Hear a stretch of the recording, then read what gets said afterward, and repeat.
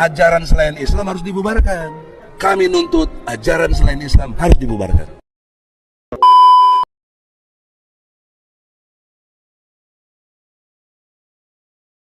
Seorang yang merasa pintar bernama Egy Sujana, yang bergelar Profesor, Doktor, SH, MSI, mengatakan bahwa agama yang tidak sesuai dengan Pancasila harus dibubarkan. Agama yang tidak sesuai dengan Pancasila yang dimaksud adalah agama yang tidak memiliki konsep ketuhanan yang Maha Esa. Berikut cuplikan videonya. Tidak ada ajaran selain Islam yang sesuai dengan Pancasila.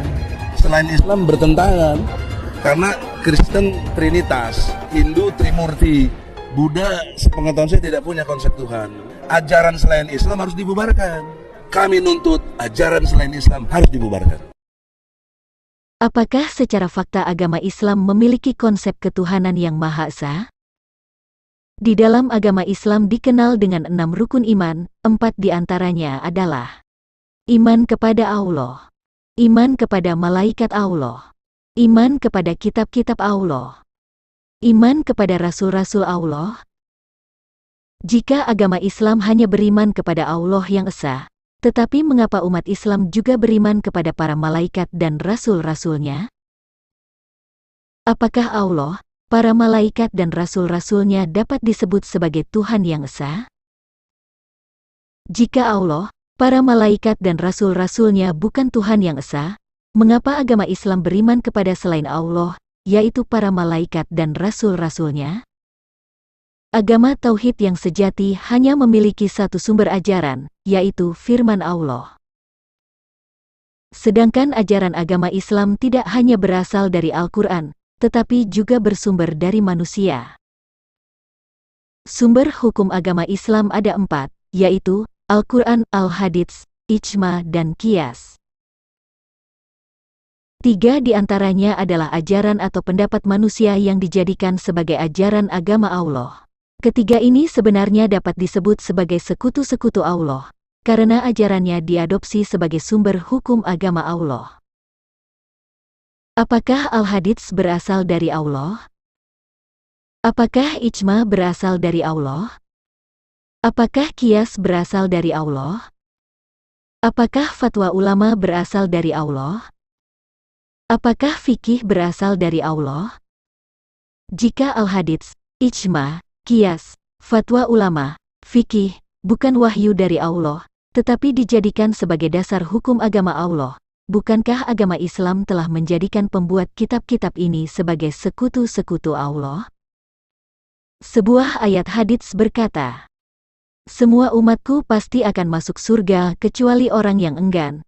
Para sahabat bertanya, "Ya Rasulullah, siapakah orang yang enggan itu?"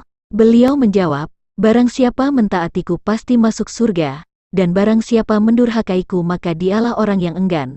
Hadis riwayat Al-Bukhari nomor 6851, dari Abu Hurairah radhiyallahu anhu. Apakah surga itu milik Muhammad sehingga jika umat Islam taat kepadanya pasti masuk surga? Hadis tersebut telah memposisikan Muhammad setara dengan Allah. Demikian juga dengan pernyataan beberapa ayat-ayat Al-Quran yang bermakna jika Muhammad disamakan dengan Allah itu sendiri. Sedangkan wahyu Allah sendiri memberitakan jika Muhammad tidak tahu nasibnya di akhirat. Katakanlah Muhammad, "Aku bukanlah Rasul yang pertama di antara Rasul-Rasul, dan aku tidak tahu apa yang akan diperbuat terhadapku dan terhadapmu. Aku hanyalah mengikuti apa yang diwahyukan kepadaku dan aku hanyalah pemberi peringatan yang menjelaskan." Quran Surah Al-Ahqaf ayat 9. Bahkan Allah mohon rahmat atas Muhammad. Innallaha wa malaikatahu yusalluna ala nabiyyi ya ayyuhalladzina amanu sallu alaihi wa sallimu tasliman. Artinya, sesungguhnya Allah dan malaikat-malaikatnya bersalawat untuk Nabi. Hai orang-orang yang beriman, bersalawatlah kamu untuk Nabi dan ucapkanlah salam penghormatan kepadanya. Quran Surah Al-Ahzab ayat 56. Kalau Muhammad sudah masuk surga, apakah Allah, malaikat-malaikatnya dan umat Islam masih perlu bersalawat kepadanya? Bukankah seharusnya Muhammad yang bersalawat kepada Allah supaya umatnya diberi rahmat? Ketika hadis dijadikan sebagai sumber kebenaran dengan label agama Allah, sama saja umat Islam telah menjadikan Muhammad sebagai sekutu Allah, padahal Allah sendiri tidak pernah berfirman kepada Muhammad. Selain Al-Quran dan hadis, agama Islam juga menjadikan ijma dan qiyas sebagai sumber hukum agama Allah. Ijma merupakan salah satu metode dalam menetapkan hukum atas segala permasalahan yang tidak didapatkan di dalam Al-Quran dan Sunnah. Ketika umat Islam menjadikan ijma sebagai sumber kebenaran untuk agama Allah selain Al-Quran, maka dengan sendirinya umat Islam telah menjadikan ulama sebagai sekutu Allah. Padahal di dalam Al-Quran sudah dikatakan, ikutilah apa yang diturunkan kepadamu dari Tuhanmu, dan janganlah kamu mengikuti pemimpin-pemimpin selainnya, amat sedikitlah kamu mengambil pelajaran darinya. Quran Surah Al-A'raf ayat 3. Barang siapa tidak memutuskan dengan apa yang diturunkan Allah, maka mereka itulah orang-orang kafir. Quran Surah Al-Maidah ayat 44, dan lain-lain. Dengan demikian, ajaran agama Islam sendiri telah melanggar wahyu Allah SWT, sehingga berdasarkan Quran Surah Al-Maidah ayat 44, penganut agama Islam dapat disebut sebagai orang-orang kafir. Oleh karena itu, tuntutan Egy Sujana dalam videonya dapat berimbas kepada pembubaran agama Islam sendiri, karena dalam faktanya agama Islam tidak menganut ajaran yang berketuhanan yang Maha Esa. Sedangkan dalam agama Kristen tidak mengenal hadis Nabi, atau sumber lain selain yang difirmankan oleh Tuhan secara langsung maupun yang diilhamkan melalui Roh Kudus. Kristen mengimani jika Yesus atau Isa adalah Allah, yaitu firman-Nya, sebab ia berasal dari Roh Allah. Di dalam Al-Quran pun Isa diakui sebagai firman Allah. Isa berasal dari Roh Allah, seorang terkemuka di dunia dan di akhirat. Isa itu benar-benar memberikan pengetahuan tentang hari kiamat. Dan Isa adalah jalan yang lurus. Yesus dan Allah adalah Esa sebab ia adalah Roh Allah dan firman-Nya. Sehingga sumber segala sesuatu adalah dari Bapa yang dilakukan melalui Yesus sebagai firman Allah. Yesus sendiri dalam keadaannya sebagai manusia tidak mengatakan jika ajarannya berasal dari dirinya sendiri sebagai manusia, tetapi ajaran yang bersumber dari Bapa. Yesus berkata, jawab Yesus kepada mereka, ajaranku tidak berasal dari diriku sendiri, tetapi dari Dia yang telah mengutus aku. Yohanes 7 ayat 16. Aku tidak dapat berbuat apa-apa dari diriku sendiri. Aku menghakimi sesuai dengan apa yang aku dengar, dan penghakimanku adil, sebab aku tidak menuruti kehendakku sendiri, melainkan kehendak Dia yang mengutus aku. Yohanes 5 ayat 30.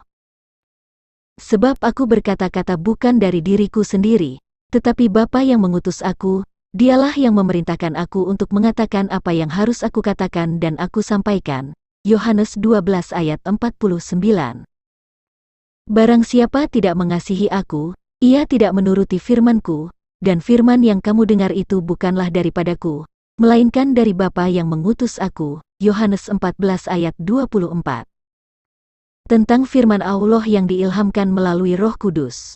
Di dalam Injil Yohanes 14 ayat 26, Yesus berkata, tetapi penghibur, yaitu Roh Kudus, yang akan diutus oleh Bapa dalam namaku, Dialah yang akan mengajarkan segala sesuatu kepadamu dan akan mengingatkan kamu akan semua yang telah kukatakan kepadamu. Di dalam Injil Yohanes 16 ayat 13-15, Yesus berkata, tetapi apabila Ia datang, yaitu Roh kebenaran, Ia akan memimpin kamu ke dalam seluruh kebenaran, sebab Ia tidak akan berkata-kata dari dirinya sendiri, tetapi segala sesuatu yang didengarnya itulah yang akan dikatakannya dan Ia akan memberitakan kepadamu hal-hal yang akan datang. Ia akan memuliakan aku, sebab Ia akan memberitakan kepadamu apa yang diterimanya daripadaku. Segala sesuatu yang Bapa punya, adalah aku punya, sebab itu aku berkata, Ia akan memberitakan kepadamu apa yang diterimanya daripadaku. Dengan demikian, sumber ajaran agama Kristen hanya satu yaitu Bapa melalui firman-Nya. Bapa sebagai tempat kediaman firman dan Roh Kudus Allah, memiliki kehendak untuk menyelamatkan manusia, sehingga Dia datang ke alam manusia dengan mengutus Roh Kudus-Nya dan menjelma menjadi manusia melalui rahim Maria, namanya disebut Yesus. Tubuh Yesus menjadi media bagi Bapa untuk menyampaikan kehendak-Nya kepada manusia, sehingga apa yang difirmankan oleh Yesus melalui mulutnya adalah berasal dari Bapa yang berdiam di dalam diri Yesus, bukan dari diri Yesus sendiri sebagai manusia. Oleh karena itu, hanya ada satu sumber ajaran agama Kristen, yaitu berasal dari Allah melalui Sang Firman dan Roh Kudus. Jadi sangat jelas bahwa sumber firman Allah yang menjadi dasar ajaran agama Kristen berasal dari Bapa melalui Sang Firman atau diilhamkan kepada para rasul melalui Roh Kudus. Dan inilah agama tauhid yang sebenarnya, seperti yang diakui di dalam Al-Quran. Al-Quran berkata, "Sungguh, agama tauhid inilah agama kamu, agama yang satu, dan aku adalah Tuhanmu, maka sembahlah aku." Quran Surah Al-Anbiya, ayat 92. Dan sungguh, agama tauhid inilah agama kamu, agama yang satu dan aku adalah Tuhanmu, maka bertakwalah kepadaku. Quran Surah Al-Mu'minun ayat 52. Jika Anda membaca ayat sebelum dan sesudahnya maka Anda akan paham jika agama yang dimaksud adalah agama Kristen. Oleh karena itu, agama yang berketuhanan yang Maha Esa adalah agama Kristen, bukan agama Islam. Konsep Trinitas. Konsep Trinitas adalah berbicara bahwa Allah memiliki keberadaan yang disebut Bapa, yang di dalamnya ada Firman dan Roh Kudus sebagai pribadi-pribadi yang berbeda, bukan berbicara tentang tiga Tuhan. Sebagaimana dengan manusia yang memiliki keberadaan yang disebut tubuh, yang di dalamnya ada roh dan jiwa. Jika Anda percaya bahwa Allah itu ada, maka tentu Dia memiliki keberadaan inilah yang disebut Bapa. Di dalam keberadaan Allah inilah firman-Nya dan Roh Kudus bersemayam dan menjadi satu kesatuan yang disebut Allah yang Esa. Yesus adalah Roh Allah yang diutus keluar dari keberadaan Allah dan menjadi manusia untuk melaksanakan kehendak Bapa, sebab Ia adalah firman-Nya. Yesus berkata bahwa Dia datang dari Allah. Aku kenal Dia, sebab aku datang dari Dia dan Dialah yang mengutus aku. Yohanes 7 ayat 29. Kata Yesus kepada mereka, "Jikalau Allah adalah Bapamu, kamu akan mengasihi aku, sebab aku keluar dan datang dari Allah, dan aku datang bukan atas kehendakku sendiri, melainkan Dialah yang mengutus aku." Yohanes 8 ayat 42. Sebab Bapa sendiri mengasihi kamu, karena kamu telah mengasihi aku dan percaya bahwa aku datang dari Allah. Yohanes 16 ayat 27. Aku datang dari Bapa dan aku datang ke dalam dunia, aku meninggalkan dunia pula dan pergi kepada Bapa. Yohanes 16 ayat 28. Yesus mengakui jika Ia adalah Allah. Lalu Ia berkata kepada mereka, "Kamu berasal dari bawah, aku dari atas, kamu dari dunia ini, aku bukan dari dunia ini. Karena itu tadi aku berkata kepadamu, bahwa kamu akan mati dalam dosamu, sebab jikalau kamu tidak percaya, bahwa akulah Dia, kamu akan mati dalam dosamu." Yohanes 8 ayat 23-24. Yesus adalah Roh Allah yang diutus ke dunia, Ia bukan dari benih manusia, dengan demikian Ia adalah manusia jelmaan dari Roh Allah. Di dalam Al-Quran pun diakui jika Allah dan Isa adalah Tuhan yang Esa. Isa menurut surah An-Nisa ayat 171.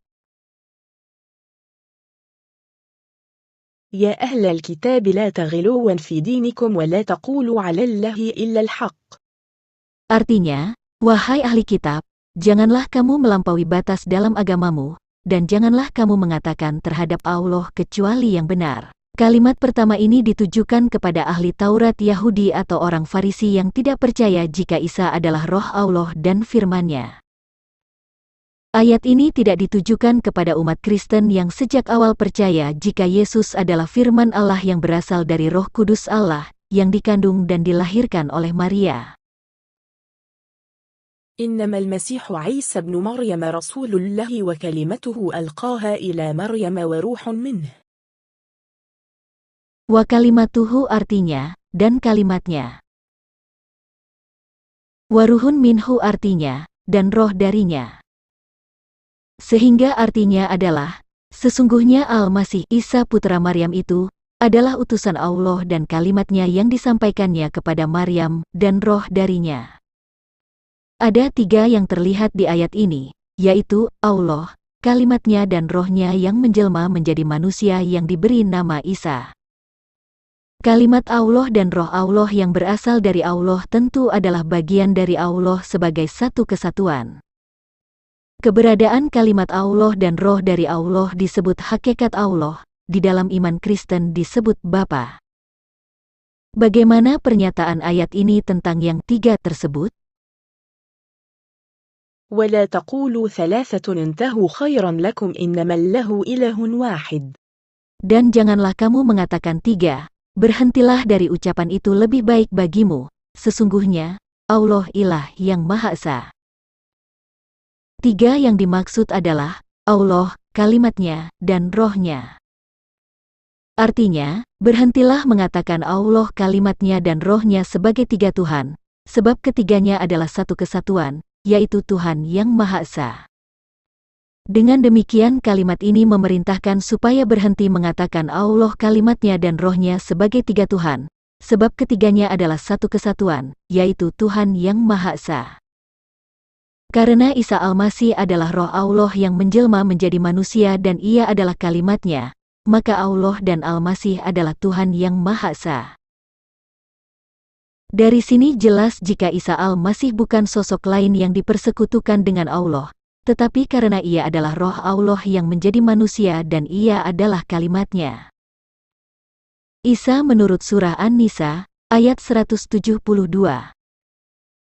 Al-Quran berkata, Al-Masih sama sekali tidak enggan menjadi hamba Allah, dan begitu pula para malaikat yang terdekat kepada Allah, dan barang siapa enggan menyembahnya dan menyombongkan diri, maka Allah akan mengumpulkan mereka semua kepadanya.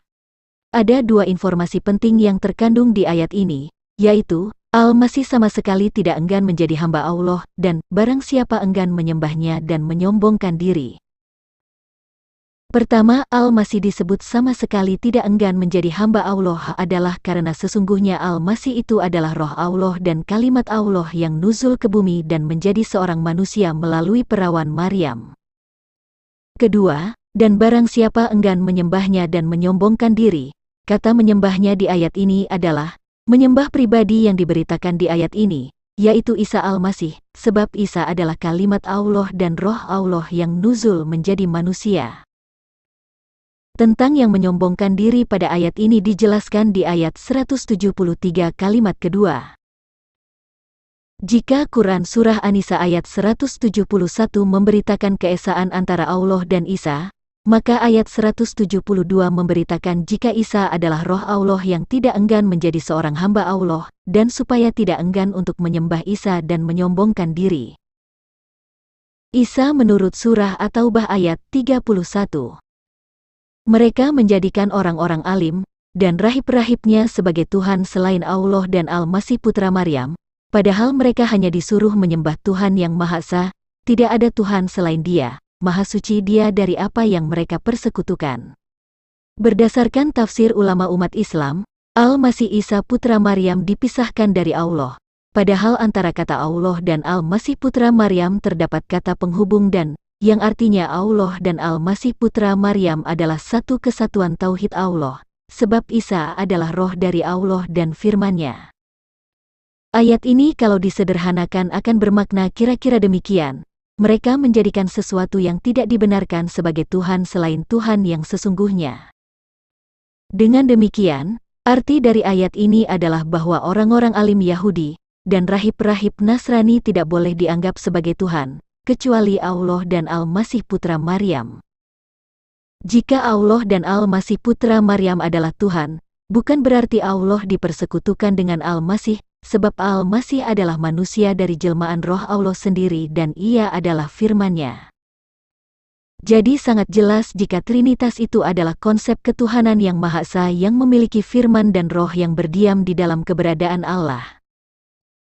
Sedangkan agama Islam adalah agama yang menyekutukan Allah dengan pribadi-pribadi lain, yaitu para malaikat, rasul-rasulnya, dan para ulama, menjadikan hadits, ijma, qiyas, fatwa ulama dan fikih sebagai sumber kebenaran dalam ajaran agama Allah.